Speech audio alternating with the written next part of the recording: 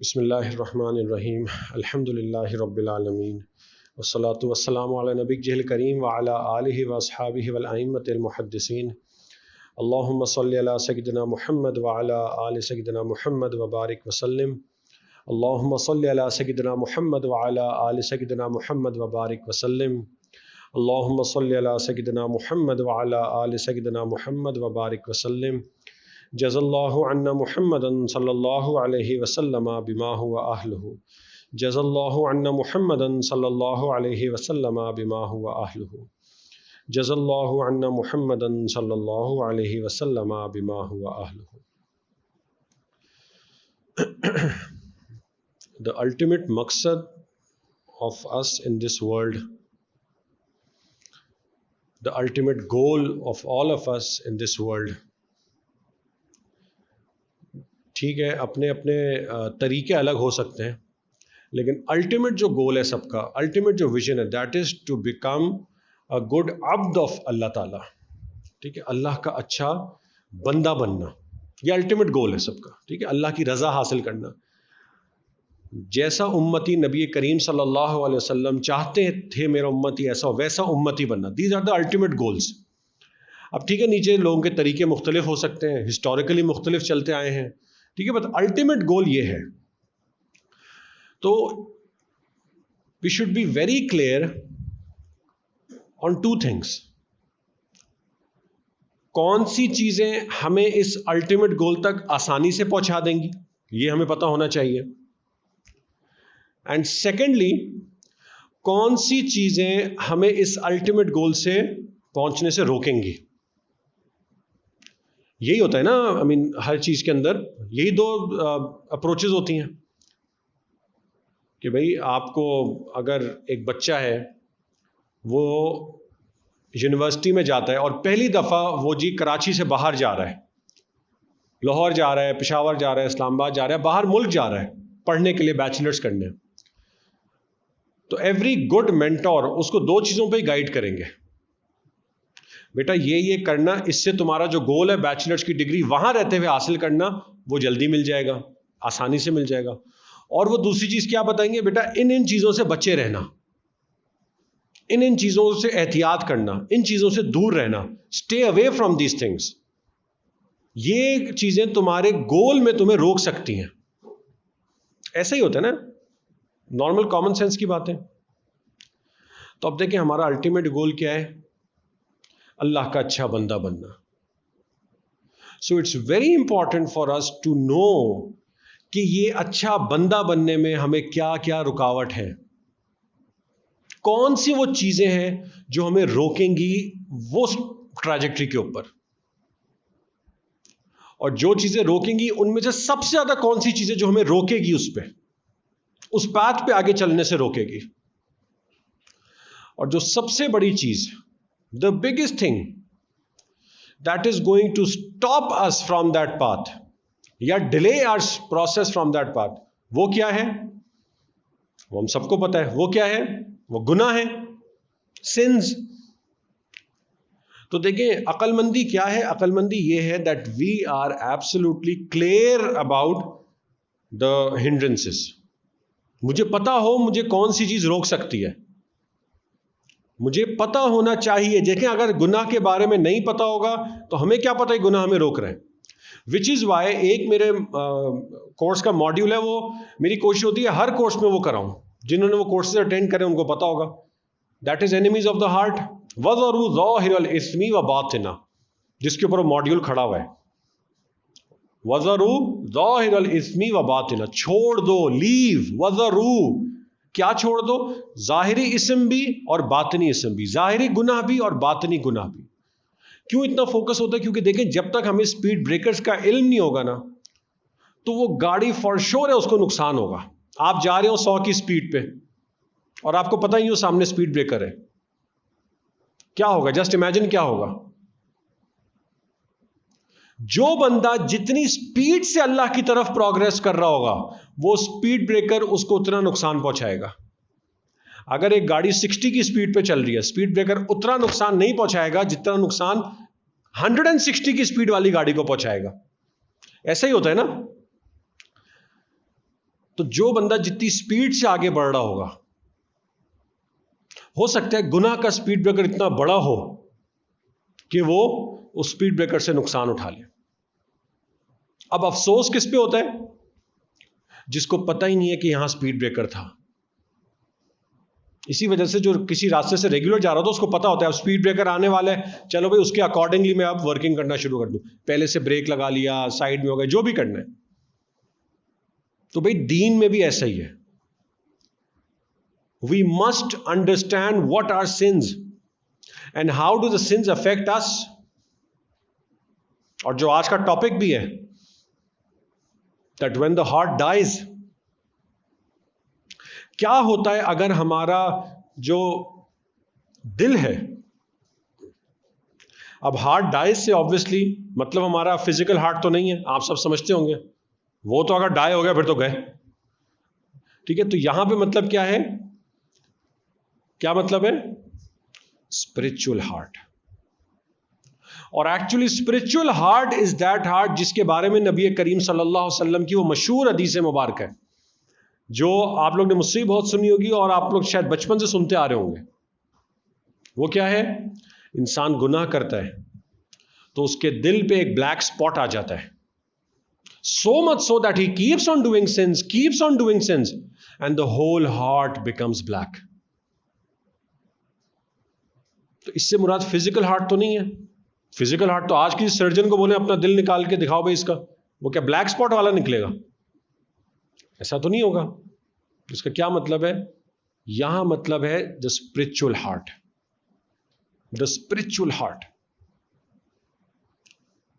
जिसको कुरान करीम में क्या वर्ड यूज हुआ है? बिक़ल्बिन सलीम। कल्ब, तुम्हारा दिल पाक साफ होना चाहिए, तुम्हारा कल्ब पाक साफ होना चाहिए। तो अब देखें यहां पे what is going to lead our heart कि वो दिल जो है वो मुर्दा हो जाए। तो अब देखिए उसके लिए सबसे जरूरी है we need to understand sins. अब now there are two types of sins. ये बहुत गौर से सुनिएगा, क्योंकि कुछ लोग होते हैं जो टाइप 1 में फंसे होते हैं, कुछ लोग होते हैं जो टाइप 2 में फंसे होते हैं। अगर वो टाइप्स की क्लैरिटी नहीं होगी तो उस गुनाह से निकलना बहुत मुश्किल होगा। दोनों की अपनी अपनी स्ट्रैटेजीज है निकलने की। टाइप 1 सिंस आर दो सिंस जिसको मैं कह देता हूं सीजनल गुनाह। क्या कह दिया? सीजनल गुनाह। सीजनल गुनाह से मतलब 2-4 महीने में एक बार कर लिया, 2 महीने में एक बार कर लिया, 6 महीने में एक बार कर लिया, 1 साल में एक बार कर लिया। यार वैसे तो मैं नहीं करता था, लेकिन हर 6 महीने बाद कजन आता है बाहर से, उसके साथ मिलके ये कुछ भी कर लेते, कुछ भी गुनाह। पता है कि यार इसमें मैं फंसा हुआ नहीं हूं, ये सीजनल है, कभी हो गया कभी नहीं हुआ। This is the first category of since. कि यार वैसे तो मैं मूवीज नहीं देखता, छोड़ी हुई मूवीज, गाने नहीं सुनता, लेकिन जब वो कुछ दोस्त आ जाते हैं, कुछ हो जाता है, 2 महीने 3 महीने में एक दफा ये कर लिया। ये तो हो गया टाइप 1। इस टाइप के गुनाह इतने डेंजरस नहीं है, ठीक है, इनका इतना मसला भी नहीं है, क्योंकि सीजनल है। सीजन नहीं आया, दोस्त नहीं आए वो वाले, तो शायद वो गुनाह भी ना हो, शायद वो गुनाह भी ना हो। लेकिन ज्यादा मसला किसका है? ज्यादा मसला is related to type 2 sins which leads to this dying of our hearts. Seasonal type 1 गुनाह से ये कैफियत नहीं आती कि दिल ही मर जाए, दिल पे असर होना खत्म हो जाए। वो हम बात करते हैं कि दिल मरने का क्या मतलब है। ये जो टाइप 2 कैटेगरी है ना, दिस इज वेरी क्रूशियल। और ये टाइप 2 है जिसमें अक्सर हम लोग, हमसे मतलब है दीनदार लोग जो बज़ाहिर दीनदार हैं, हम सब, आप सब, चाहे जाहिरी वज़ाक़ता से कोई दीनदार इतना हो ना हो, लेकिन आप सब दीनदार हैं। क्यों? आप सब दीन की बात सुनना है ना यहाँ पे, तो भाई सब दीनदार है, चाहे किसी को लेबल अच्छा लगता हो या नहीं लगता हो, आप सब दीनदार हैं। यहां दीनदार तबके के अंदर, दीनदार नौजवान के अंदर खास तौर पे जो ज्यादा मसला है ना, वो टाइप 2 सिन का है। टाइप 2 सिन क्या है? कैटेगरी 2। टाइप 1 तो हो गया सीजनल गुनाह। Type 2 is the sin that we call habitual sin. क्या गुनाह है? हैबिचुअल सिन, आदि गुनाह, वो गुनाह जो मेरी आदत में आ चुका है, वो गुनाह जो मेरी हैबिट बन चुका है, ये जो कैटेगरी ऑफ गुनाह है ना, दिस इज द गुनाह that is going to take us away from Allah ताला। क्यों? आदत का मसला क्या है? देखें, जो सीजनल गुनाह है उसकी सबसे बड़ी बात क्या है? The biggest category of a seasonal गुनाह इज कि क्योंकि कम करता हूं तो अंदाजा होता है यार ये मैंने गलती कर दिया, 4 महीने से छोड़ा हुआ था, क्यों कर लिया मैंने, 2 महीने से छोड़ा हुआ था, क्यों कर लिया मैंने, तो उस पर तौबा की तौफीक अमूमन मिल जाती है। लेकिन कैटेगरी 1 जो है, जो हमारी आदत में आ चुका होता है, जिसके बगैर हमारा दिन या 1-2 दिन नहीं गुजर पाएंगे, जैसे जैसे गुनाह आदत में आता रहता है वहां तौबा की तौफीक कम होती रहती है, कम होती रहती है। क्यों? क्योंकि वो आदत में आ चुका है। फॉर एग्जाम्पल, एक लड़का है, वो ये कहता है कि जब तक रात को सोने से पहले मैं कोई किसी भी एक्ट्रेस की या किसी भी कोई वीडियो ना देख लूं, कोई अपने डिजायर को पूरा ना कर लूं, तब तक मुझे जी नींद नहीं आती, या एटलीस्ट 2 दिन ऐसे नहीं गुजरते कि मैंने कोई ये ना किया हो, कुछ की ये आदत हो जाती है। और वो कहता है अब ये मेरी आदत बन चुकी है। और जो चीज आदत बन जाती है, हैबिट बन जाती है, आदि गुनाह बन जाता है, उससे निकलना उतना ही मुश्किल होता है। और ये हैबिचुअल सिंस जो है, ये हमारी तौबा के लेवल को कम करते रहते हैं, कम करते रहते हैं, बिल्कुल कम करते रहते हैं। And these are the sins, अभी मैं आपको बता क्यों रहा हूं, ये मैं बताता हूं। These are the sins, the category 2 गुना, that are going to lead us to the state of when the heart dies. अब ये दिल मुर्दा होने का, ये जो आज का टॉपिक भी है, व्हेन द हार्ट डाइज, इसका मतलब क्या है? ठीक है, उसके बाद देखते हैं ये मुझे कैटेगरी 2 सिन मुझे इधर तक कैसे लेके जा रहा है। तो देखिए, when the heart dies a spiritual death, मुझे कैसे पता चले कि मेरा जो हार्ट है वो अभी आईसीयू में है, या वो अभी सिर्फ कंसल्टेंट के पास जा रहा है चेकअप कराने के लिए, या वो मर चुका है? यही कैटेगरीज हैं। तो देखें, इसकी 2-3 चीजें हैं। Just analyse on your own self कि इबादत में मेरा कितना दिल लग रहा है। इबादत की तौफीक की बात नहीं कर रहा कि मैं फिजिकली वो इबादत कर रहा हूं, मेरा इबादत में दिल कितना लग रहा है। Am I being motivated to do this इबादत? एंड द थर्ड थिंग, पहला क्या हो गया? इबादत में दिल कितना लग रहा है। मैं नमाज पढ़ रहा हूं, मैं कुरान पढ़ रहा हूं, मेरे हार्ट का कनेक्शन कितना है, दिल मेरा कितना लग रहा है। नंबर 2, क्या मैं नेक अमल करने के लिए मोटिवेशन है मेरे अंदर? एम आई बीइंग मोटिवेटेड कि बस आज तो मैंने अब तहज्जुद पे उठना है, बस अब मैंने आज पूरे दिन जो है मैंने अपनी नजरों की हिफाजत करनी है बस। क्या ऐसी मोटिवेशन के ख्यालात आ रहे हैं मेरे अंदर? नंबर 2। नंबर 3, गुनाह करना कितना आसान हो रहा है मेरे लिए इंटरनली। इन 3 चीजों पे अपने आप को एनालाइज करें। और देखिए, अपने आप को एनालाइज करें, लोगों को नहीं, अपने आप को। ये वो 3 आप समझें पैरामीटर्स हैं which are going to decide. Consultant वाला लेवल है, ओपीडी वाला लेवल है, आईसीयू वाला लेवल है, सीसीयू वाला लेवल है, या दिल मर चुका है। दोबारा कह देता हूं, पहला क्या हो गया? हाँ, पैरामीटर्स बताएं, जोर से बोले। इबादत में दिल कितना लग रहा है। दूसरा, मोटिवेटेड कितना हूं मैं, मोटिवेशन हो रही है मुझे या नहीं हो रही। 3 दिन से फजर मिस हो रही है, चौथे दिन क्या मुझे मोटिवेशन आ रही है कि नहीं, इस बार मैंने नहीं मिस करनी। और तीसरी चीज, गुनाह करना इंटरनली। एक्सटर्नली देखें, एक्सटर्नली तो गुनाह करना सबसे आसान है। External factors are the most convenient to do sins right now. अगर कोई बंदा किसी खूबसूरत औरत की या किसी एक्ट्रेस की वीडियोस देखना चाहता है, एक्सटर्नली कितना आसान हो गया वो। नहीं, चाहे आप खत्म ये उठाएं, सब कुछ पूरी जन्नत मिल जाएगी इसके अंदर, सब मिल जाएगा।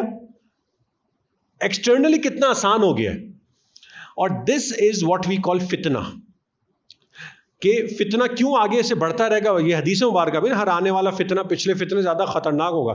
हर external environment are going to become more and more easy and convenient for us to get into that sin. आप देख लें, हिस्टोरिकली देख लें, हिस्टोरिकली देख लें। आज से 30 साल पहले अगर किसी लड़के ने पॉर्न मूवी देखनी थी, या 100 साल पहले पॉर्न मूवी देखनी थी, सोच में भी नहीं आता होगा उसके, मैं कैसे देखूंगा। 50 साल पहले उससे ज्यादा मुश्किल हुआ, आसान हुआ, लेकिन कितना मुश्किल था 50 साल पहले भी। 30 साल पहले, सब छोड़े, अपना बचपना देख लें। आई मीन उस सेंस में नहीं कि आप लोग देखते हो, उस सेंस में कि कितना आसान होता है ये। अपने बचपन में जाएं, 12-15 साल की उम्र, कितना डिफिकल्ट था। और मोबाइल भी नहीं है, पहले तो डेस्कटॉप भी लाउंज में रखा होता था, डेस्कटॉप कंप्यूटर लाउंज में होता था, सबका एक ही था, भाई भी वो यूज कर रहा है, अम्मी भी वो यूज कर रही है, बहन भी वो यूज कर रही है, मेरी कोई चीज रह गई तो क्या करूंगा। कितना मुश्किल था ना। आज देखें, अगर एक लड़का पॉर्न मूवी देखना चाहता है, उसके लिए कितना आसान हो गया। शायद चाय के शौकीन के लिए चाय पीना मुश्किल होगा, पॉर्न के शौकीन के लिए पॉर्न देखना आसान होगा। एक्सटर्नली बात कर रहा हूं मैं। आप हर गुनाह को उठा लें और यही देखें, this is what will leading to, and the ultimate time is the time of फितना अल मसीह दज्जाल। उसके टाइम तक एक्सट्रीम इंतहा क्या होगा, गुनाह करना इतना आसान हो चुका होगा। आप देख लें, कोई गुनाह आप उठा लें, अपनी मर्जी का गुनाह उठा लें। किसी ने नाउजुबिल्लाह माअज़ल्लाह अल्कोहल कंज्यूम करना है, कितना मुश्किल होगा 100 साल पहले। आज देखें कितना आसान हो गया। तो जी दोस्त के यहाँ जाना है, जी आज हमारा नाइट स्टे है, वो जी हमने वो कुछ ग्रुप स्टडी करनी है, वो गया वहां पे, लगा हुआ है वो, तो नाइट स्टे है तो सो वो के उठ के आएगा, माँ बाप को शक भी नहीं होगा इसने कुछ करा है। एनी सिन, टेक एनी सिन। तो देखिए, एक्सटर्नल फैक्टर्स के ऊपर हम कुछ नहीं कर सकते, वो एक्सटर्नल फैक्टर्स हैं। हमारे ऊपर क्या डिपेंड करता है, how much easy is it internally to me for me to do that sin. क्या कोई गुनाह करने का दिल चाह रहा है मुझे, क्या मैं रोक पा रहा हूं अपने आप को, या कितनी आसानी से रोक पा रहा हूं। काफी लोग होते हैं ना, गुनाह करने का दिल करता है, 1% दिल करा फौरन कर लिया। क्या वो रोक पा रहा है अपने आप को इंटरनली? जितना वो रोक पा रहा है बस उतना इसका मतलब इसका दिल उस हिसाब से आईसीयू में या कंसल्टेंट है या मर चुका है। इन 3 पैरामीटर्स पे अपने आप को जज करें। नेकी करना मुझे कितना आसान है, मेरा दिल लग रहा है उसमें या नहीं, am I motivated to do any नेकी, और गुनाह करना मुझे इंटरनली कितना आसान लग रहा है। और यही 3 पैरामीटर्स हैं जिसके ऊपर हमने अपने आप को हर बार जज करना है। अपने आप को, प्लीज, लोगों को नहीं, अपने आप को। और our targets as Muslim should be कि हमने इन पैरामीटर्स पे अच्छे से अच्छा परफॉर्म करना है। लेकिन ये कब होगा? जब हमें यह पता चल जाएगा कि इन पैरामीटर्स में हमें डाला किसने, हम कैसे पहुंच गए इधर कि आज इन पैरामीटर्स पे हम फेल हो रहे हैं। वो क्या है? वो ये हैबिचुअल सिन है, याद रखें। हैबिचुअल सिन ये खत्म कर देता है इंसान को, लिटरली खत्म कर देता है। और ये जो आजकल एक बड़ा सिन फैला हुआ है ना, मेरा पहले प्लान था इस टॉपिक पे बयान करने का, ये जो सिन मैं बताने वाला हूं, लेकिन फिर वो चेंज हो गया। वो क्या है? The sin of lust, unlawful sexual desires for women. इस चीज ने इतना हमें तबाह कर दिया है, इतना तबाह कर दिया है, इतना तबाह कर दिया है कि इंटरनली हम लोग बिल्कुल खत्म हो चुके हैं। फ्रॉम द थर्ड पॉइंट कि इंटरनली अपने आप को कंट्रोल करना, आज कंट्रोल ही नहीं हो पाता। जब कंट्रोल नहीं हो पाता तो दिल फिर ऐसा ही होगा, दिल मुर्दा ही होंगे। और क्यों आज हम सबको देखें, ये हम सबका ये मसला है। परेशान मत होइएगा उस सेंस में कि मैं अकेला हूं। देखें, वो एक मुहावरा है ना, इस हम्माम में सब नंगे हैं भाई, यहां कोई अल्लामा नहीं बैठा हुआ। ये मत समझे कि मैं बयान कर रहा हूं तो ये तो जी हजरत हजरत, ऐसा कुछ नहीं है। बस एक ये आवाज है जो हम सब में से निकल रही है कि जी बस किसी तरह हम लोग निकालें इस चीज से अपने आप को। ये सबका ये मसला है। अब निकालें कैसे इस चीज से अपने आप को? ये बिकल्ब बिन सलीम कैसे मिलेगा? और ये क्यों हम इन डंजन्स में चले गए? Why have we gone to these depths कि आज इबादत करना ही बोझ हो गया। ऐसा क्या हो गया हमारे दिल को? इबादत करना बोझ। नमाज, फर्ज नमाज, एक बहुत बड़ा रियलिटी चेक देता हूं मैं सबको। फर्ज नमाज से बड़ी कोई इबादत नहीं है, याद रखें। दुनिया में फर्ज नमाज से बड़ी कोई इबादत नहीं है। अपनी फर्ज नमाज को एनालाइज करें, उम्मत का स्टेट सामने आ जाएगा। फर्ज नमाज में मस्जिद में अव्वल तो मस्जिद भी कम जाते हैं, जो मस्जिद चले भी गए। आप लोग मुझे, या चले हम कैरेक्टरिस्टिक डिस्कस करते हैं कि अगर कोई चीज मेरे लिए एक बर्डन हो, बोझ हो। एक बॉस ने एक मीटिंग बुलाई है 4 बजे, मेरा बिल्कुल दिल नहीं है उस मीटिंग में जाने का, बिल्कुल भी दिल नहीं है मेरा उस मीटिंग में जाऊं मैं, बस जबरदस्ती जाना पड़ रहा है। जरा कैरेक्टरिस्टिक्स डिस्कस करते हैं, मेरी क्या क्या कैफियत होंगी। 4 बजे मीटिंग है तो मैं 3:59 और 59 सेकंड्स पे खड़ा होऊंगा अपनी सीट से। चलो यार, अब जाके अटेंड ही तो करनी है। शौक होता, ज़ौक होता तो 10 मिनट पहले शायद चला जाता, 15 मिनट पहले से तैयारी शुरू कर देते। जाऊंगा कब? बिल्कुल एंड में, मोस्ट प्रॉब्ली शायद आखिरी बंदा एंटर हूं मीटिंग में। मीटिंग है आधे घंटे की, अब मैंने कुछ नहीं करना, सिर्फ बैठ के सुनना है मैंने।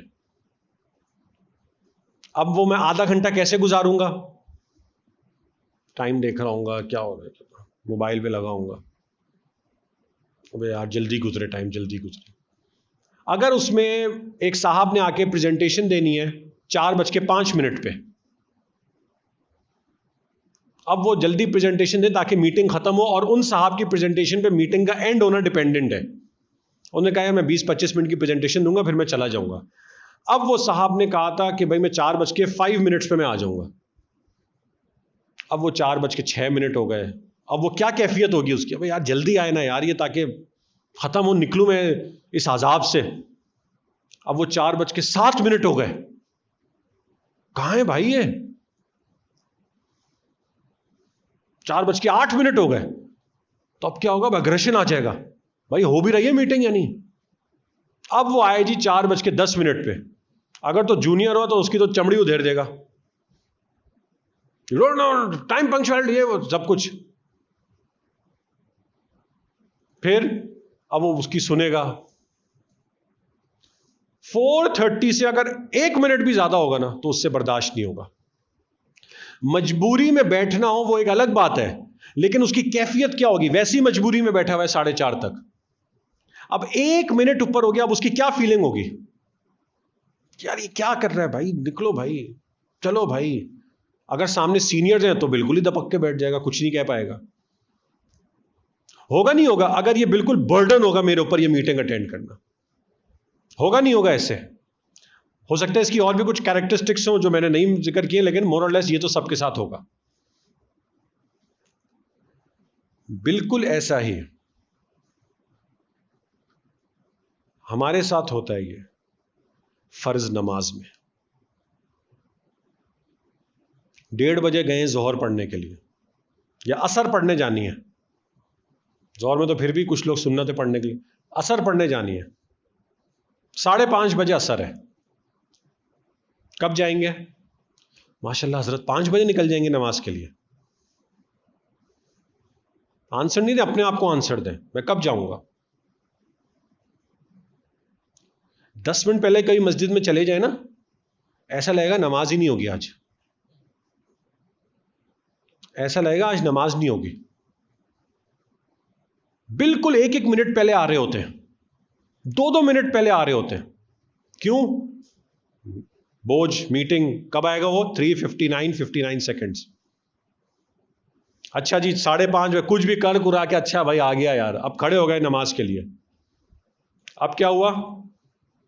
5:29 पे माशाल्लाह, इतनी बार घड़ी को आज तक हमने जिंदगी में नहीं देखा होगा जितनी बार हम लोग मस्जिद में बैठ के घड़ी को देखते हैं।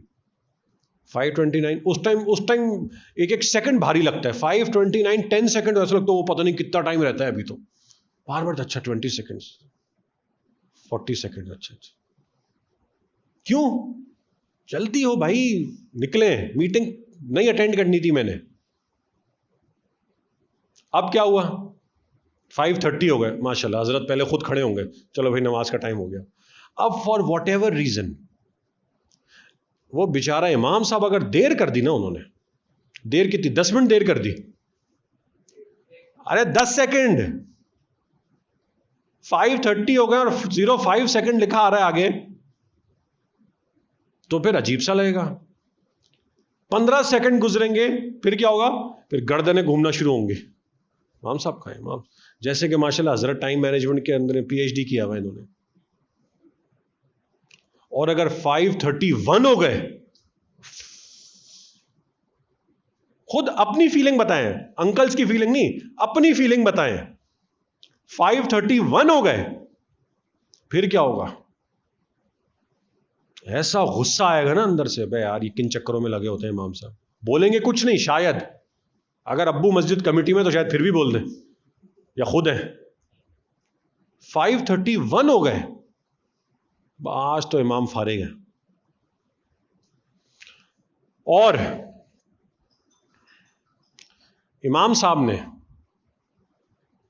मीटिंग देर से शुरू हुई थी, 4:30 पे खत्म होनी थी, 1 मिनट ज्यादा ले लिया, 2 मिनट ज्यादा ले लिया, कितनी बेचैनी होगी, होगा ना, क्योंकि दिल नहीं है मीटिंग में जाने का।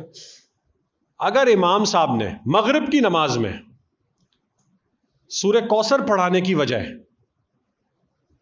उन्होंने शुरू कर दी अर्रहमान, गया वहीं पे बंदा, वो लो जी आज तो इमाम साहब ये तो क्या करेंगे, ये रहमान शुरू कर दी। मैंने तो सोचा था बस 5 मिनट में फारिग हूं मैं यहां से, अब वो जी यार रहमान पड़ी, बेचारे इमाम के ऊपर कैफियत आ गई होगी, हम पे तो नहीं आ सकती, वो बेचारे लगे हुए। उन्होंने थोड़ा 5 मिनट की बजाय कितनी 20 मिनट की नमाज कर दी। तब फीलिंग आनी चाहिए ना, क्या इतना टाइम लगा दिया। अरे उन्होंने 5 मिनट की बजाय 8 मिनट की नमाज कर दी। इतनी लंबी नमाज, ये क्या किया इन्होंने। और फिर ये चीज मशहूर कर दिया था, भाई फला मस्जिद में इमाम साहब बड़ी लंबी लंबी नमाजें पढ़ाते जी। अब आप बताएं, और हमारी कोशिश क्या होती है? जो बंदा मीटिंग में आ रहा है दिल नहीं है, उसकी कोशिश क्या होगी? बस यार दरवाजे के करीब वाली सीट लूं और भागूं मैं। होगी नहीं होगी? पीछे की सीट लेके आराम से चुपचाप बैठ जाऊं, होगी नहीं होगी? समझ गए मैं क्या कहना चाह रहा हूं? माशाल्लाह आ गए 5 मिनट पहले, पहली सफ भी दिख रही है। इमाम के जितना करीब बैठेंगे उतनी बरकतें उतरती हैं, लेकिन बैठेंगे कहां? वो पीछे सफ में। पीछे वाली सफ में भी सबसे ज्यादा रश कहां पे होगा? अगर आगे सफ में भी कोनों पे बैठेंगे। क्यों? ताकि बस वो निकलने में आसानी हो जाए। होता ही नहीं होता ऐसे, तो बस भाई पीछे आराम से कोने में निकले। वो बैठते स्ट्रेटेजिकली ऐसे हैं कि बस मैं आराम से जल्दी से निकल जाऊं। और मसला कश्मीर बन जाता है। अगर मेरी सुन्नतें खत्म हो गई और मेरे पीछे जो 2-3 लोग खड़े हों, बिल्कुल मेरे पीछे खड़े, उनकी सुन्नतें चल रही हैं, मसला कश्मीर हो जाएगा। अब क्या, वो बेचारा परेशान हो जाएगा। और वो भी कोई इमाम गजाली नहीं है कि 20-20 मिनट की नमाजें पढ़नी है, वो भी 2 मिनट 1 मिनट में फारिग हो जाएगा। हमसे वो 1 मिनट भी खड़ा नहीं रहा जाता। अजीब अजीब हरकतें करते हैं, बड़ी फनी हरकतें करते हैं फिर लोग। वो कुर्सी को यहां तो वहां तो उसको इधर पैर उधर, अजीब सी चीजें करते हैं। उस टाइम सब मुज्तहिद बन जाते हैं। अब आप देखें ये पूरा सिनेरियो, आप लोगों को चले हंसी आ रही है, लेकिन ये पूरा सिनेरियो ये किस चीज को डिफाइन करता है? अगर मैं ये इस बात पे पट्टी लगा दूं कि हम ये नमाज के इर्द गिर्द कर रहे हैं, अगर मैं नमाज का लफ्ज नहीं लेता और मैं कहता एक एक्टिविटी कर रहे हैं, उसके साथ साथ हम ये हरकतें कर रहे हैं, आप बताएं हमारा क्या जवाब होता कि भाई इतनी मजबूरी में तुम ये एक्टिविटी कर रहे हो? Do you hate this activity? पता है हमारा क्या जवाब होता? कहता हाँ ऐसा लग रहा है वी हेट दिस एक्टिविटी, कि कोई जबरदस्ती हमसे करा रही है बंदूक रख के। ये सारी वो कैरेक्टरिस्टिक्स है जो हम मस्जिद में फर्ज नमाज पे करते हैं। सुन्नत, नफिल, तहज्जुद छोड़ दें, फर्ज नमाज, उसके ऊपर ये हालात है। तो ये क्या होगा फिर? हमारा क्या कर गए हम अपने साथ? जब फर्ज नमाज हमारे लिए इतना बड़ा बोझ बन गई, तो ये बेवकूफी की बात है, बेवकूफी की बात है कि फर्ज नमाज जो दीन की सबसे बड़ी इबादत है, उसमें हमारा दिल नहीं लग रहा, तो हमारा किसी और इबादत में दिल लग जाएगा। यह हो ही नहीं सकता। जिसकी फाउंडेशन मैथमेटिक्स की वीक है, उसको प्लस माइनस ही सही तरह करने नहीं आ रहा, क्या वो ये कभी क्लेम कर सकता है कि एडवांस मैथमेटिक्स में मैं A1 हूं? कि यार मेरा फाउंडेशन वीक है लेकिन एडिशनल मैथमेटिक्स मेरे बड़ी अच्छी है? ये कभी हो सकता है? जिसकी नमाज, फर्ज नमाज इतनी कमजोर है, वो कभी उसको मजा आएगा कुरान में? कभी मजा आएगा नवाफिल में? कभी उसको फील होगा कि ये कौन सा महीना है, क्या क्या इसकी स्पिरिचुअलिटी है? हमें फील भी नहीं होता। यकीन करें, अगर रमजान में रोजा नहीं होता ना, और एक माहौल नहीं बनता रोजे रखने का और तरावी का, और सिर्फ रमजान को कहा जाता है बाबरकत महीने, इसको ऐसे ही गुजारो, हमें रमजान भी फील नहीं होता। जैसे आज मुहर्रम फील नहीं हो रहा हमें, शुरू हो गया ना मुहर्रम, मुकद्दस तरीन महीनों में से ये महीना है। क्या हुआ? डिड एनीथिंग इंटरनली मैं बात करूं, एक्सटर्नल छोड़ दें। हम क्या करते हैं, हम अपने आप को जज करते हैं एक्सटर्नली। एक्सटर्नली नहीं जज करें भाई, इंटरनली। कुछ हुआ मेरे दिल में, पहली मुहर्रम हो गई, कुछ हुआ, स्टेटस लगा लेते हैं कि हजरत उमर का शहादत है, कुछ हुआ, तकद्दुस है इस महीने का, कुछ हुआ? तभी रमजान आता है। एक्सटर्नल फैक्टर्स हमें मजबूर करते हैं चीजें करने को। ये सब एक्सटर्नल फैक्टर्स हैं, रमजान, रोजा, तरावी, सहरी, अफ्तार। इंटरनली मैं कितना मोटिवेटेड हूं to do all this, that internal motivation is going to define क्या मेरा दिल जिंदा है, मुर्दा है, आईसीयू में, कंसल्टेंट के पास है, कहां है? हम लोग अपने आप को जज एक्सटर्नल फैक्टर्स के ऊपर करते हैं। वो जी हालात बड़े खराब हैं, क्यों? It's an easy way out. अपने ऊपर से ब्लेम हटा के लोगों पे ब्लेम डाल दिया, बस क्या करूं, तो जी बस माहौल ही ऐसा है। ठीक है, वो एक्सटर्नल फैक्टर्स हैं, वो तो हालात और खराब होने हैं भाई, ये तो हदीसों में आ गया, और खराब होने। मेरा आपका चैलेंज क्या है? इंटरनली तुम कितना स्ट्रांग हो। कल्ब इंटरनल फीलिंग का नाम है, अंदर की चीज है। How are we performing on that part? उसके ऊपर जज करें ना अपने आप को, सब हकीकत खुलेगी फिर। लेकिन उसके ऊपर शैतान ने पर्दा डाला हुआ है, हम लोग अपने आप को जज ही नहीं करते। इंटरनली कितना दिल कर रहा है मेरा दीन का, नमाज का, कितना दिल कर रहा है, कुरान का। अपने आप को जवाब दें, लोगों को नहीं दें, यहां मत, अपने आप को दें। रमजान के बाद कितना कुरान उठाया मैंने, कितना कुरान उठाया होगा मैंने?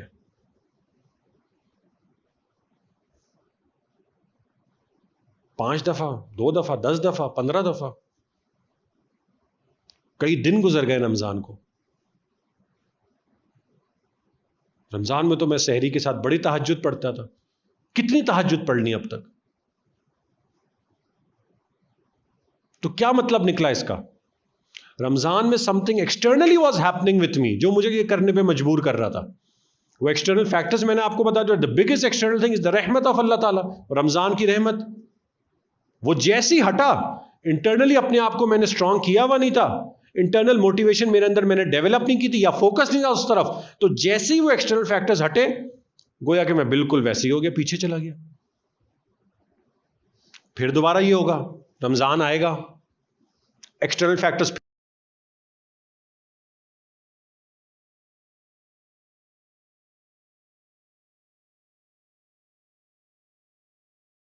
चले, अगले 20 साल भी ऐसे ही चलता रहेगा। तो कब दिल कब जिंदा होगा? कब होगा? जब रियलाइजेशन होगी भाई। आज मकसद यह बताना नहीं है कि दिल को जिंदा कैसे करें, मकसद इस चीज की रियलाइजेशन कराना है, इंटरनल फैक्टर्स की रियलाइजेशन, कि प्लीज रियलाइज करें हम नुकसान तो नहीं कर रहे कहीं। पैरामीटर्स मैंने आप लोगों को बता दिए, 3-4 पैरामीटर्स। अपने आप को जज, अगर ये पैरामीटर्स पे आई एम फेलिंग तो इसकी फिक्र करें, मैं कैसे निकलूं इससे। जिसके अंदर फिक्र आएगी ना, वो अगले दिन खुद लौट के आएगा कि मुझे बताएं मैं क्या करूं, कैसे करूं, मैं तो बड़ा परेशान हूं। इसी वजह से बयान में नहीं बताना मैंने,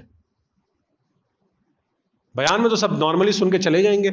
जिसमें फिक्र होगी ना, वो खुद मैसेज करेगा, खुद कॉल करेगा, मुझे नहीं तो अपने इमाम साहब को, उलमा को, लोगों को, कि कैसे मैं निकलूं। उससे भी अंदाजा हो जाता है कि लोग, फिक्र आई लोगों में या नहीं। वरना अभी मैंने बता दिया कि कैसे निकलेंगे तो पीपल बस वो नॉर्मल कंसिडर कर लिया जाएगा। मकसद है वो तड़प को पैदा करें। हम नीचे जा रहे हैं, नीचे जा रहे हैं हम। फर्ज नमाज ही बोझ हो गई। किसी एसाले सवाब के कुरान खानी में चले जाएं, हम तो मिलने गए तो उन्होंने पूरा सिपारा पकड़ा दिया। अब वो दूसरा मसला है, कश्मीर बन गया, पूरा सिपारा पढ़ना है। लिटरली मैं आपको फीलिंग्स बता रहा हूं, इंटरनल फीलिंग्स। एक टेंशन हो जाती है, पूरा पारा पढ़ना पड़ेगा। बोले हजरत अम्मा पढ़ा दे दें, अम्मा पारा दे दें। क्या स्टेट हो गया ये हमारा? आप खुद सोचने, क्या स्टेट हो गया? जिक्र की मजालिस, दीन की बात सुनने के लिए अगर 1 घंटे से ज्यादा सेशन हो गया, बयान हो गया, तो अजीब सा हो जाता है। People, we need to understand, और रियलाइजेशन जितनी जल्दी हम लेके आ गए ना, जितना जल्दी we can bring our realization, उतना जल्दी we will be able to save ourselves. जितना जल्दी हम रियलाइजेशन ला सकते हैं। अदरवाइज थिंग्स, देखें, things are bound to happen very bad in the coming future. ये तो है, हर आने वाला फितना पिछले फितने से ज्यादा खतरनाक होगा। फाइनली बुरा फितना, बुरा फितना, बुरा फितना, बुरा फितना, एंड फाइनली द अल्टीमेट फितना ऑफ मसीह दज्जाल, द मोस्ट बुरा फितना ऑफ ऑल टाइम। तो ये तो चीजें उस तरफ जा रही हैं।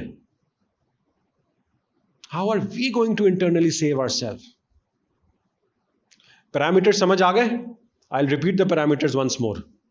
चलें आप लोग बताएं दोबारा, ताकि, क्योंकि आप लोग नोट नहीं कर रहे ना असल में, इस वजह से मैं बार बार पूछ रहा हूं। क्या पैरामीटर्स हैं? नंबर 1, हाँ, इबादत में मेरा दिल लग रहा है या नहीं लग रहा? इबादत करने का दिल चाह रहा है या नहीं चाह रहा? इबादत करने का मेरा दिल चाह रहा है या नहीं चाह रहा? क्रिकेट का शौक किसको है देखने का? कोई बात नहीं, शर्माए नहीं, हाथ वाले मुझे भी है, ठीक है। जिसको क्रिकेट का शौक होता है, उसको पता है आज वो पूरे दिन टेस्ट मैच नहीं देख पाया। अब वो जब रात को बैठेगा तो कितना दिल चाहेगा उसको, let me open the highlights, क्या हुआ आज। चलो स्कोर तो पता है, उसने नहीं देखा कि आज भाई किसी प्लेयर ने 200 भी मारी है, कि उसने 200 कैसे मारी। और बाबर आजम, फिर बाबर भाई आ गए। बाबर आजम आजकल हमारे सेशन में बहुत आ रहा है। बाबर आजम ने क्या करा आज, और जी शाहीन आफरीदी। आप बताएं, वो मजबूरी में देखेगा हाइलाइट्स? उसको कोई कह रहा है? उसका दिल चाह रहा है। That is the meaning of दिल चाहना इन इबादत। That is the meaning of दिल चाहना। लुकिंग फॉरवर्ड, असर पढ़ ली, now the person is looking forward to मगरिब। अल्लाह कब वो वक्त आए मैं फिर से मस्जिद जाऊं। मगरिब पढ़ ली, अब इशा में दिल लगा हुआ है उसका। 2 घंटे बाद इशा होगी, या अल्लाह ये कैसे वक्त गुजरेगा। ये बातें अजीब सी लग रही होंगी, है ना यार, ये कौन सोचता है ऐसे। मैंने कहा ये बात ही अजीब सी लग रही होगी। ये दीन के मजे हैं, ये ही तो दीन के मजे हैं यारों। जो रात को सो रहे होते हैं और तड़प रहे होते हैं, बस जल्दी से मेरा अलार्म बजे 4 बजे का और मैं उठूं तहज्जुद में।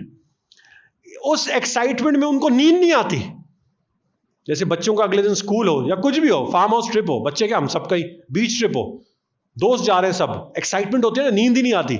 कल जी दुबई की फ्लाइट है, सब जा रहे हैं घूमने के लिए, एक्साइटमेंट में नींद नहीं आती ना, होता है ना, एक्साइटमेंट इतनी होती है।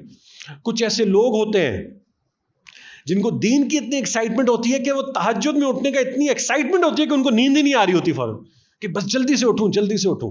ये बातें मेरी इतनी अजीब सी लग रही होंगी ना अभी आपको कि यार ये क्या बात कर रहे हैं, इतना दूर है हम सिर्फ दीन के बेसिक कॉन्सेप्ट से। ये है इबादत में दिल लगना। जल्दी जुम्मा आए, मैं दुरूद पढ़ूं, भाई दुरूद तो वैसे ही पढ़ते नहीं, जुम्मा आएगा, जुम्मे को मैं दुरूद पढ़ूंगा, सल्लल्लाहु अलैहि वसल्लम सल्लल्लाहु अलैहि वसल्लम। ये आजकल थॉट हम पे गुजरी भी नहीं होगी करीब करीब से कि बल्कि फ्राइडे को तो हम क्यों याद करते हैं, जल्दी आए, छुट्टी हो ऑफिस की, फैक्ट है, जाहिर सी बात है। जुम्मा आए मैं दुरूद पढ़ूं, रमजान आए, मुहर्रम आए, हज आए, उम्रा आए, तो मैं जाऊं नहीं, we are not looking forward to these things. दिल नहीं लगा हुआ, parameter number 1, our heart is not in these इबादत, हमारा दिल नहीं है। और आप देखिए जिनका दिल लगा हुआ होता है ना, उनके लिए वो इबादत ऐसी होती है कि बस वो सब कुछ अपना कुर्बान कर दें। फर्स्ट मुहर्रम हजरत उमर रज़ियल्लाहु तआला अन्हु की शहादत का वक्त, आपको पता है ना उनकी शहादत किस वक्त हुई थी, कैसे हुई थी? फजर की नमाज पढ़ा रहे थे वो, तो जिस काफिर ने उनको खंजर मारा, जिससे 3 दिन बाद उनकी शहादत हो गई, नमाज के दौरान उसने पॉइजन से लिपटा हुआ वो खंजर था, उसने वो आके उनको मारा, जाहिर जख्मी हो गए, गिर गए, एक तो खंजर भी, then poison also on that खंजर। तो गालिबन कौन से सहाबी थे, अबू उबैद, एक सहाबी थे, बड़े जलील कदर सहाबी थे, वो पीछे खड़े थे। अबू अय्यूब अंसारी एक सहाबी थे बड़े जलील कदर, तो उन्होंने आके पकड़ना चाहा, तो उन्होंने क्या फरमाया आगे से, खंजर लगा हुआ है और इतना गहरा जख्म कि उससे शहादत हो गई उनकी। फरमाया नहीं नहीं, मुझे छोड़ दे, नमाज मुकम्मल कराएं। हम अल्लाह के सामने खड़े हुए थे, फर्ज नमाज मुकम्मल कराएं। आप माइंडसेट देखें ना उन लोगों का। आज हमारे साथ खुदा ना खासा कुछ ऐसा हो, जो नमाज नहीं तोड़ रहे होंगे, हम उनको बुरा भला कहेंगे, भाई मुझे संभालो आके। मेरी नमाज मुकम्मल कराएं, नमाज मुकम्मल कराएं। क्यों? दे न्यू, उनको कुछ पता था कि यार इसमें कुछ है, दिल लगा हुआ था उनका, दिल लगा हुआ था। कहते मदीना मुनव्वरा का एक वो वक्त था, ज़ाहिर घर छोटे छोटे थे ना, अगर गूगल करें ओल्ड फोटोज ऑफ मदीना मक्का, तो घर छोटे छोटे थे उस टाइम, करीब करीब थे। तो कहते थे मदीना की गलियों से गुजरता था ना कोई रात के आखिरी पहर में, कहते एक जैसे अभी अगर सब बातें करना शुरू हो जाएं तो सबकी बातें तो नहीं समझ आएंगी, लेकिन एक हमिंग की आवाज आना शुरू हो जाएगी। ऐसा होता है ना, मून शादियों में होता है, इवेंट्स में होता है, ठीक है, जिसमें बातें नहीं समझ आ रही होती, लेकिन एक हमिंग की आवाज आ रही होती है, होता है ना ऐसा। कहते मदीना की गलियों से गुजरते थे तो वही कहीं कहीं से तिलावत की आवाजें आ रही हैं, कहीं से दुआ की आवाजें आ रही हैं, कहीं से रोने की आवाजें आ रही हैं, तो गोया कि ऐसे लगता है हमिंग से एक आवाज आ रही है, ठीक है, और सब जागे हुए और कुछ चल रहा है, कोई बातचीत चल रही है। एक वो वक्त था, और एक ये वक्त भी है कि आज घरों में 8-8 बजे लोग सो के उठ रहे होते हैं, फजर भी गई, तहज्जुद भी गई, सब गई, और उठते के साथ ही क्या कहते हैं, गुड मॉर्निंग, सुबह बखैर। बड़े बेरा गर्क कर दिया तूने अपनी सुबह बखैर का, फजर मिस करके सुबह बखैर। अजीब से मैं आपको बता रहा हूं, it's so different, it's so different. तो क्या हो गई सबसे पहला पैरामीटर, इबादत में दिल लगना। The second parameter, are we motivated to do any इबादत, वो मोटिवेशन आ रही है मेरे अंदर या नहीं आ रही, इंट्रिंसिक मोटिवेशन वो आ रही है अंदर से या नहीं आ रही। क्या मेरा दिल चाह रहा है बस आज किसी तरह मगरिब के बाद मैं घर नहीं जाऊं, अव्वाबीन पढ़ूं खड़े होके, is this motivation coming inside me? आज बस खर्चा बहुत हो गया लेकिन बस दिल कर रहा है आज सदका निकाल दूं मैं थोड़ा. Is this motivation coming inside me? आज कुछ पढ़ लूं, आज सीरत पढ़ लूं, बड़ा दिल कर रहा है. ऐसी मोटिवेशंस आती हैं मुझे? कहां आती होंगी? बड़ा बड़ा मसला हो गया. वो कहते हैं ना, वो मशहूर, सुबह की आहें भी गईं वो रात के नाले भी गए. बड़ा डिफरेंट हो गया हिसाब किताब. एंड द थर्ड पैरामीटर, गुनाह करना मेरे लिए कितना आसान हो गया. इंटरनली गुनाह करना मेरे लिए कितना आसान हो गया. और आज सब अपने आप को जज करें, सब जज करें, कितना आसान हो गया गुनाह करना. We're as vulnerable like a leaf. Leaf को एक हवा कितनी आसानी से इधर उधर उड़ा देती है ना, छोटे से पत्ते को या पेपर को उठा ले, बिल्कुल वैसे हो गए हम गुनाह के सामने. वल्नरेबल, बिल्कुल वल्नरेबल. छोटी सी चीज भी हमें गुनाह करवा देती है. अब जो इनसे निकलना चाहता है, and the person who actually wants to feel that my heart is alive, उसको इनसे निकलना होगा और बहुत तलब और तड़प के साथ निकलना होगा. वो सब कैसे पैदा होगी? वो रियलाइजेशन से पैदा होगी. So that is why what I am trying to do is realization. Realize करें. And to bring this realization, मुहर्रमुल हराम is one of the most blessed months. ये देखें, ये बहुत मुबारक महीना है. ये बहुत मुबारक महीना है. अनफॉर्चुनेटली हमने इस महीने को एक खास चीज के साथ मुतय्यन कर लिया और इसकी हुर्मत ही खत्म हो गई. गोया कि हमें ऐसे लगता है कि 10 मुहर्रम के बाद मुहर्रम ही खत्म हो गया.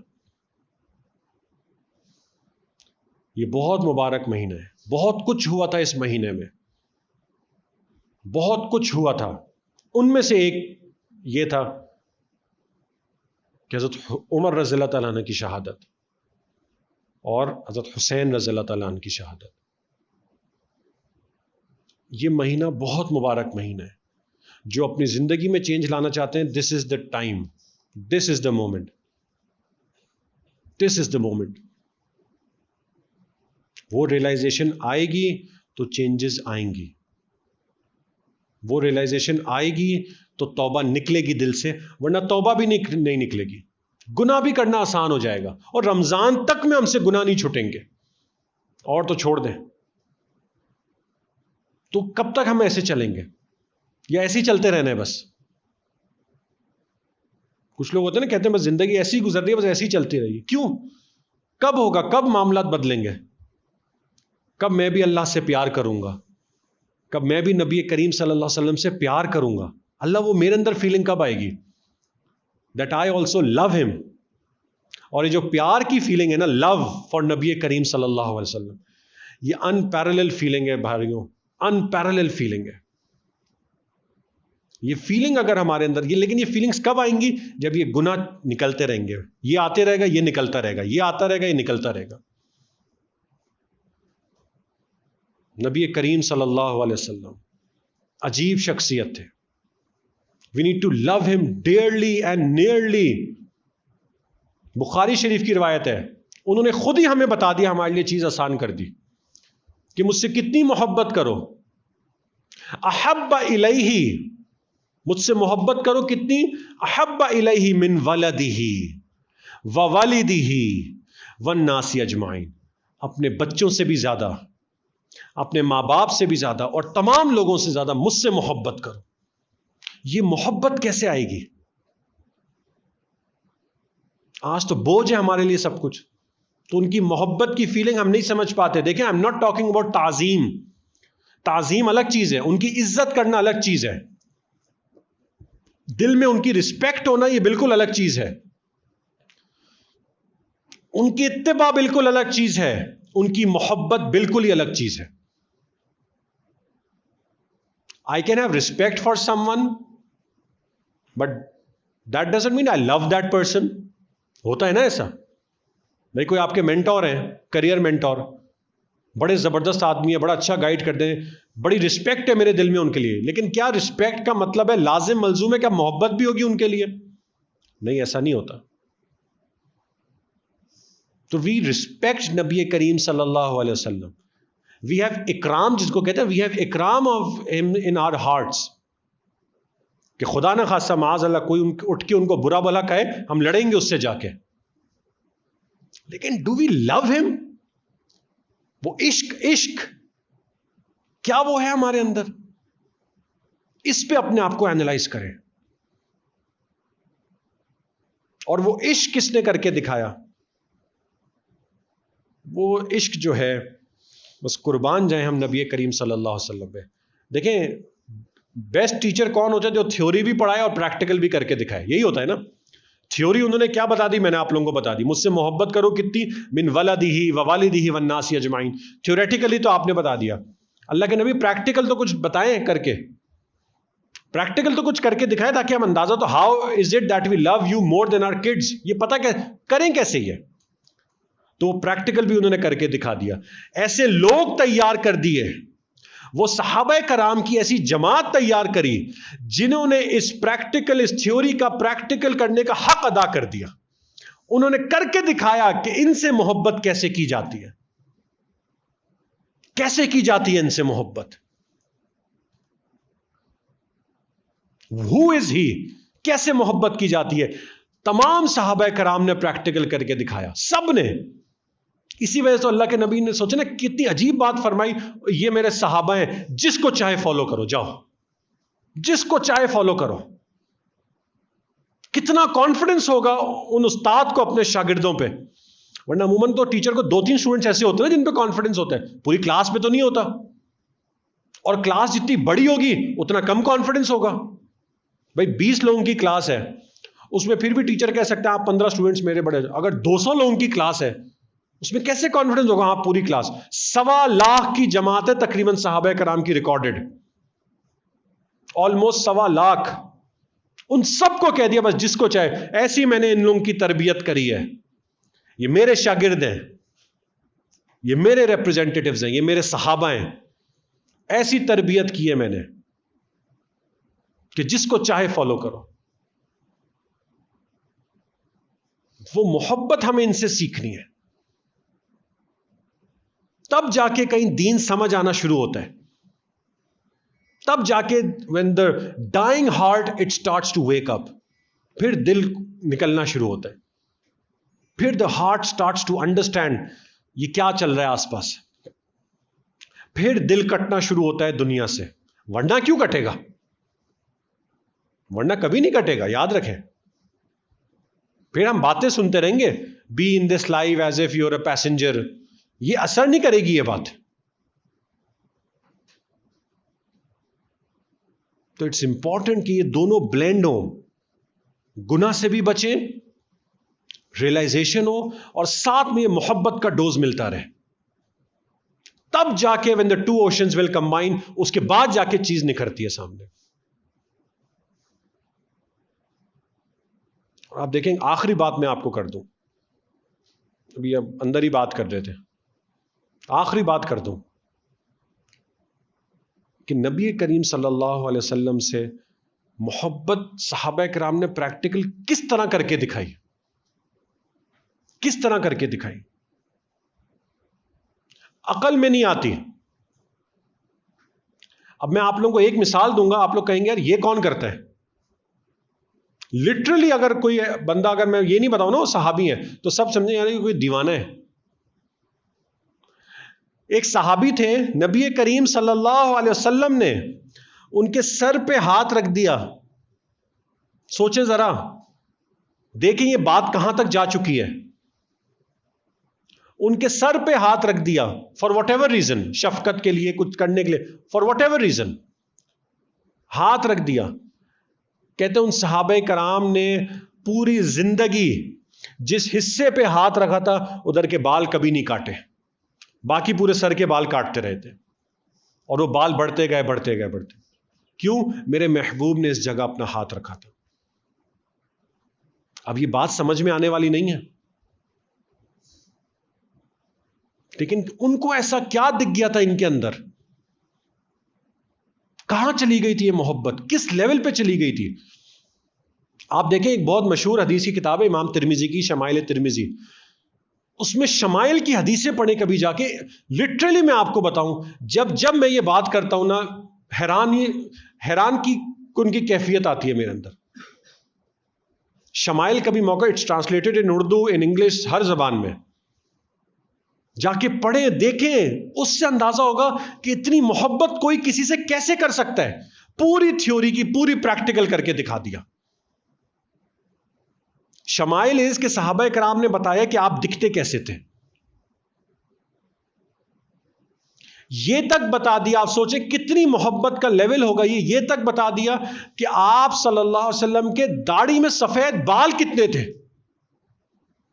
ये कौन सा लेवल होता है कि कितनी गौर से मैंने देखा होगा, कितनी बार देखा होगा। हमने आज तक अपने अब्बू को ऐसे नहीं देखा होगा अगर उनकी दाढ़ी भी है। ऐसी क्या उनको दिख रहा था, एक एक चीज शमाइल में रिकॉर्ड कर दी। अगर मैं भी आप लोगों को बोलूं ना, जिनसे हम सबसे ज्यादा मोहब्बत करते हैं, हमारी वालदा फॉर एग्जाम्पल, मैं कहूं ना डिस्क्राइब करें अपनी वालदा को कि उनका चेहरा कैसा है, उनकी आंखें कैसी हैं, यकीन करें हम नहीं कर पाएंगे। अच्छा पता नहीं, हाँ अम्मी तस्वीर ले आए मैं पहचान लूंगा। अबे तो ऑब्वियसली तू पहचान लेगा भाई। डिस्क्राइब हिम, डिस्क्राइब हर, नहीं कर पाएंगे। कभी उस तरह देखा ही नहीं। वैसे सहाबा कराम ने डिस्क्राइब करके दिखाया, और ऐसा डिस्क्राइब करके दिखाया। मैं तो कहता हूं शमाइल सब पढ़ा करें। आपका कद ना ज्यादा लंबा था ना ज्यादा छोटा था, आपका शस्नुल कफ़ैन, आपका हाथ में गोश्त कितना था ये भी बता दिया। ये कोई नोट करता ये चीजें? आप चलते तो ऐसे चलते, आपके बाल ऐसे थे, आप किसी की तरफ मुतवज्जह होते तो मुकम्मल मुतवज्जह होते, आपकी पलकें लंबी थीं, आपकी भवें ऐसी थीं, आपका रंग ऐसा था। दिन के वक्त में जब आप अपने हुजरे से बाहर निकलते, आपके चेहरे का रंग ऐसा होता। रात में आप निकलते तो 14वीं की चांद से ज्यादा आपका चेहरा चमक रहा होता था। ये क्या बात कर गए सहाबा कराम, करोड़ों करोड़ों अल्लाह ताला उनको जज़ाए खैर दे। सहाबा कराम को इतनी मोहब्बत कर गए, ये चीजें कौन नोट करता है? और शमाइल में एक टुकड़ा, एक छोटा सा टुकड़ा जो तकरीबन हर सहाबी लेकर आए, जो जिन ने शमाइल की हदीस बताई है। क्योंकि देखिए मेजॉरिटी ऑफ द शमाइल की अहादीस वो कब बताई जा रही हैं? जब वो नबी करीम सल्लल्लाहु अलैहि वसल्लम दुनिया से पर्दा फरमा गए, तब अपने महबूब को याद किया जा रहा है। आई एम प्रीटी श्योर जब वो बता रहे होंगे, आंखों से आंसू जारी होंगे, अपने महबूब की चीजें रिकॉल कर रहे होंगे। और तकरीबन हर शख्स, हर सहाबी एंडिंग में, उस शमाइल की हदीस के एंडिंग में एक टुकड़ा कॉमन हर कोई लेकर आया ऑलमोस्ट। वो क्या है? लमर क़ब्लहु वल बादहु मिस्लहु, ना आपसे पहला आप जैसा कभी देखा, ना आपके बाद आप जैसा कभी देखा। ये था लेवल सहाबा कराम का फॉर द लव ऑफ नबी करीम सल्लल्लाहु अलैहि वसल्लम। लेकिन ये कब होगा? ये चीजें कब अच्छी लगेंगी? ये चीजें कब दिल को लगेंगी? When the heart is alive, when the heart is alive. अपने दिल को हम जिंदा करें, वो रियलाइजेशन को बिठाएं, वो लव के पार्ट को लेकर आए अपनी जिंदगी में। यकीन करें जिंदगी बहुत अच्छी हो जाएगी, बहुत अच्छी हो जाएगी, चाहे लोग कुछ भी समझे। वो मजेदार हलीम वाला एग्जाम्पल मैंने सुनाया है ना आप लोगों को? मजेदार हलीम वाला एग्जाम्पल सुनाया? कुछ हाँ नो कुछ तो कर दे। नहीं सुनाया? सुना दो एक बार, ज्यादा टाइम तो नहीं ले लिया आप लोगों का। चले वैसे ईशा पढ़नी है हमने। मजेदार हलीम का नाम सुना है ना सबने? खाया कभी? अरे फिर क्या फायदा, खाया है ना? अब तो खैर अब तो बड़ा ब्रांड बन गया मजेदार हलीम, अब तो जगह जगह है। मजेदार हलीम की जो असल ब्रांच है ना, वो आयशा मंजिल पे। एक टाइम था जब मजेदार हलीम, अब तो खैर एसी वेसी लग गए हर जगह। अब आप बताएं, एक साहब मजेदार हलीम गए, बेहतरीन हलीम होता है उसका। अब वो जो शॉप है मजेदार हलीम वाली, तो अब एसी वेसी लग गए। पहले गर्मी धूप पंखे सब, हलीम वैसे ही स्पाइसी होता है। अब एक साहब ने ऑर्डर दिया, मज़ेदार हलीम लाओ, अभी प्लेट आई। अब स्पाइसी हलीम, वैसे ही पसीने आ रहे हैं, पंखा चल रहा है नहीं चल रहा, उसने और उस पर मसाला डाला और मिर्चे डाली, ज़रा सही उसका गोता लगाया, मिक्स विक्स करा। अब वो खा रहा है बंदा। अब जब वो खा रहा है तो जाहिर है स्पाइसी, मिर्चें, पसीना, तो वो अजीब हालत हो रही है उसकी।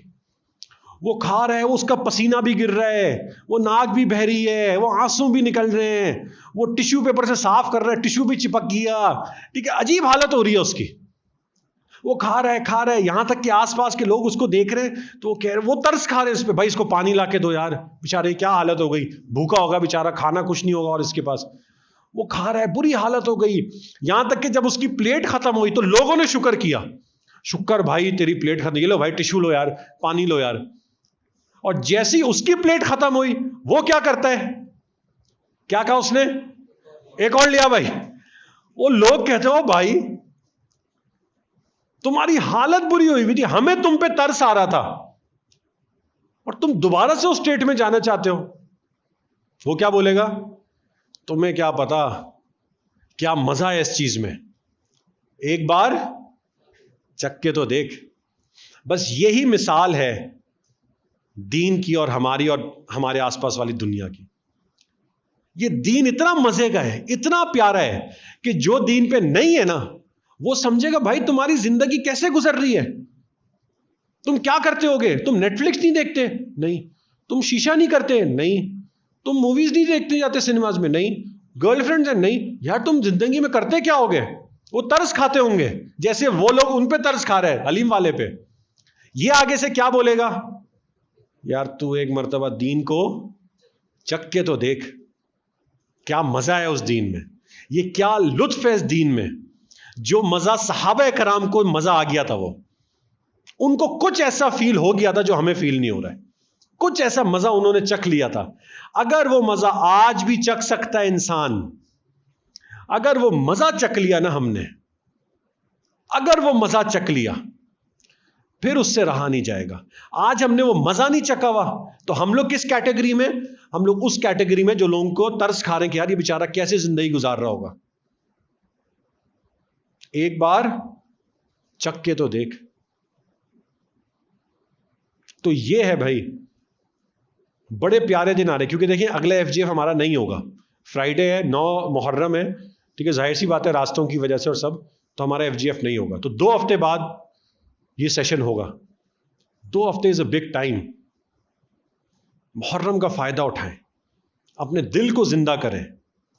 अब वो कैसे जिंदा करें वो मैंने बता दिया है, जिसको रियलाइजेशन हो जाएगी वो खुद ही कांटेक्ट कर लेगा। ये नहीं कि तकल्लुफ में सभी मैसेज कर रहे हो, जेन्युइनली जिसको रियलाइजेशन हो, ठीक है। तो ये बड़ी जरूरी है। और ये मोहब्बत को कैसे लेकर है, this is when the two oceans will combine. ठीक है, क्लियर, समझ आ गई बात, खत्म करें, चले। वाखिर दावाना अल्हम्दुलिल्लाहि रब्बिल आलमीन।